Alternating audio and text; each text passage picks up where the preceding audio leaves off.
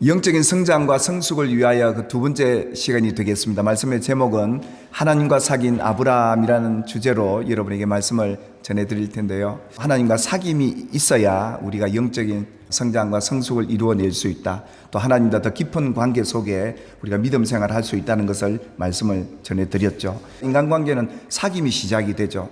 근데 그 사귐이 깊어지고 오래가는 사귐이 있고요.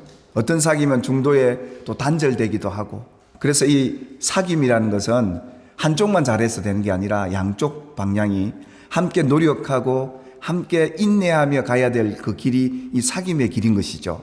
그런데 여러분, 하나님과 우리의 사귐이 끝까지 갈 수 있는 이유는 하나님이 우리에게 더 크신 분으로 계시면서도 우리를 참아주고 기다려주시고 믿어주시고 함께 해주시기 때문에 이게 가능한 것이지, 전적인 하나님의 은혜임을 이 사귐을 통해 누리게 되었던 것이죠. 그래서 신약의 성도들뿐만 아니라 구약의 성도들도 하나님과 사귐이 있었습니다. 우리가 잘 알고 있는 믿음의 조상 아브라함도 하나님과 사귐이 있었습니다.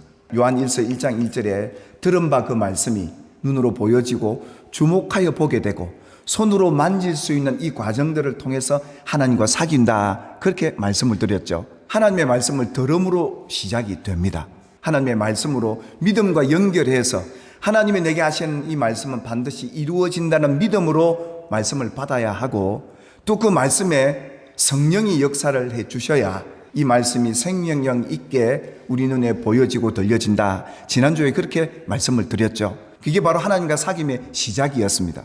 그렇다면 오늘 이 아브라함이 하나님과의 사귐에서 그 과정이 어떠했고, 어떻게 하나님과 그 믿음의 친밀한 관계 속에 그 믿음이 더 깊어지고 자라갈 수 있었는지에 대해서 오늘 아브라함과 하나님과의 이 사귐을 통해 저와 여러분에게도 이런 사귐이 있게 되기를 주님의 이름으로 축복합니다. 오늘 이 로마서 기자는 이 아브라함이 하나님과 사귐에 대해서 그가 100세가 되어서 죽은 몸 같은 그와 사라의 그 몸 속에서 아이를 가질 수 없는 불가능한 상황임에도 불구하고 믿음이 약해지지 않고 하나님이 약속한 말씀을 들은 대로 그 아들 이삭을 보게 되고 이삭을 만지게 되는 이 놀라운 은혜를 경험했던 이 아브라함의 하나님과의 사귐을 이렇게 말씀하고 있는데, 오늘 우리가 살아가는 삶에도 도무지 소망이 없고 도무지 현실 불가능한 일이 있을지라도 여러분에게 이 생명의 말씀이 전해져서 그 말씀이 눈으로 보여지고 손으로 만져지는 그런 아름다운 사귐이 저와 여러분에게도 있게 되기를 주님의 이름으로 축복합니다. 그런데 이것이 이루어질 때까지 그 과정들이 있었습니다. 어느 날 갑자기 이렇게 된 게 아니라 이런 하나님과의 사귐의 과정이 있었는데, 그 과정의 첫 번째가 바로 이것이었죠. 창세기 15장에 보니까 하나님께서 이 아브라함을 이끌어서 밖으로 나가서 무뼈를 셀 수 있냐, 내 자손이 이와 같으리라, 그렇게 하나님이 그에게 말씀을 해 주시게 됩니다. 이것을 아브라함이 믿음으로 봤죠. 그래서 하나님이 아브라함을 어떻게 해요? 어렵다, 그렇게 이 사귐이 시작을 했던 겁니다.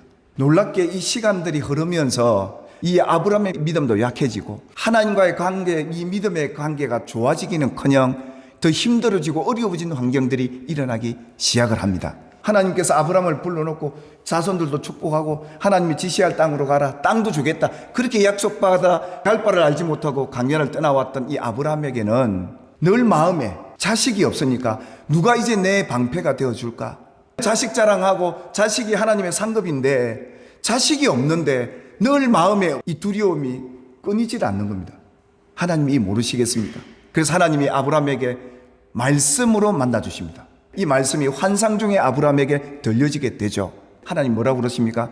아브라함아, 왜 걱정하고 앉았냐?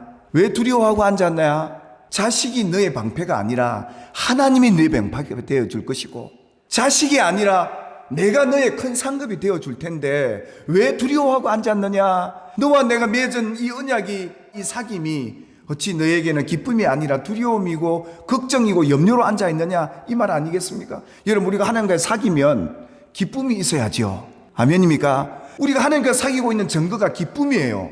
기뻐하지 못하는 이유가 뭐였습니까? 그 약속을 믿지 못하고 자식 걱정하고 앉은 거예요. 아브라함이 이 얘기 속에 뭐라고 얘기합니까? 하나님이 내게 복 준다고 하시더니 내게 뭘 주시렵니까? 나는 자식이 없는데. 그러면서 그 하는 말이 나의 상속자는 이 다메섹 사람 엘리에셀입니다 라고 고백을 해요. 우리가 놓치고 있는 것들 중에 하나가 이 우리의 믿음의 말, 이것이 참 중요한데요.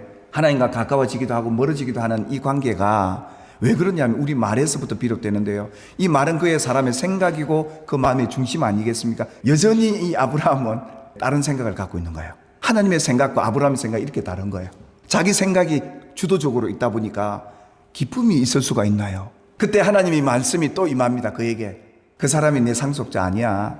내 몸에서 날 자. 결국 아브라함과 사라를 통해 날 자가 상속자가 될 것이다. 그 말 아니었겠습니까?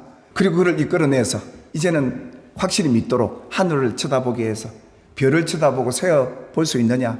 바로 이 뭇별이 너의 자손이 될 것이다. 하나님이 또 그에게 이렇게 말씀을 해 주시게 되고 아브라함이 이걸 믿고 하나님이 어렵다고 여깁니다. 그래서 이런 과정 속에 하나님과 이 사귐 속에 이 들은 말씀도 자기 생각으로 자꾸 다르게 생각을 하니까 불안하고 걱정이 되고 이런 거였습니다. 여러분 하나님과 사귀면서 믿음 생활 하시면서 기쁨이 없다면 다시금 여러분이 놓치고 있는 게 있습니다.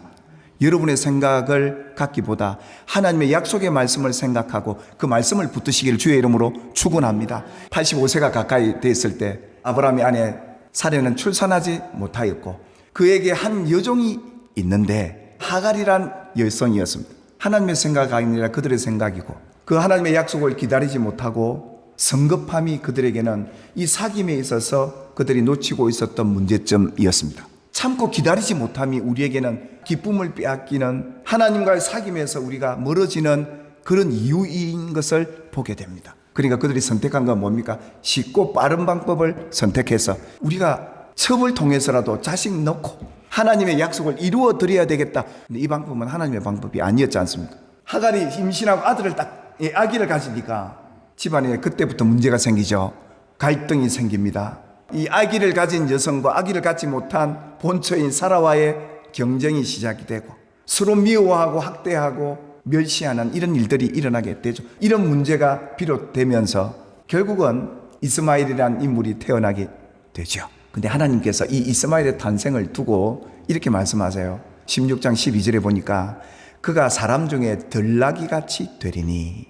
원래 성경에 등장하는 이 들나귀의 특징은 뭐냐면 고집 세고 참지 못하고 그렇지만 강인한 특징으로 이 들나귀를 비유합니다.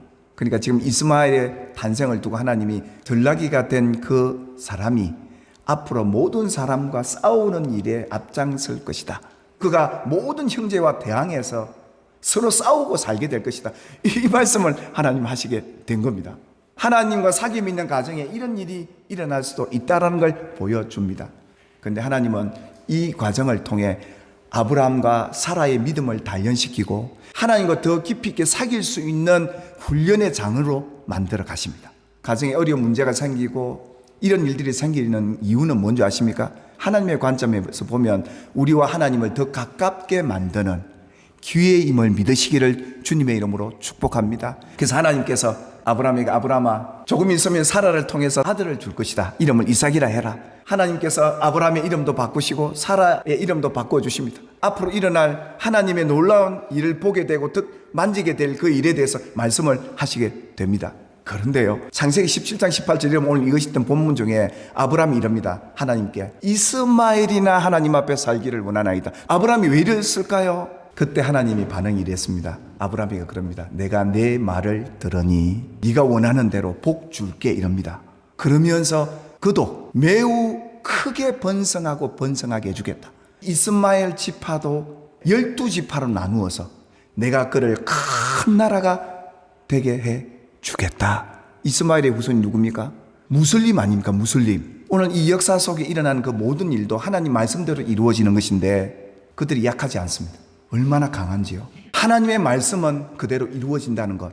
그 말씀을 오늘 우리들에게 되새기게 하시고 하나님의 약속의 말씀대로 믿고 말하고 그 약속이 이루어지기를 기도하는 것이 하나님의 기뻐하는 하나님과 사귐이 있는 우리들의 자세이다 라는 것을 결론적으로 말해주고 계시다는 겁니다. 하나님 말씀대로 믿고 말하고 기다리는 것, 또한 말씀대로 하나님 앞에 말하고 기도하는 것, 이것 우리에게 중요한 신앙의 아름다운 길이라 생각이 되어져서 오늘 이 말씀을 여러분에게 전해드립니다.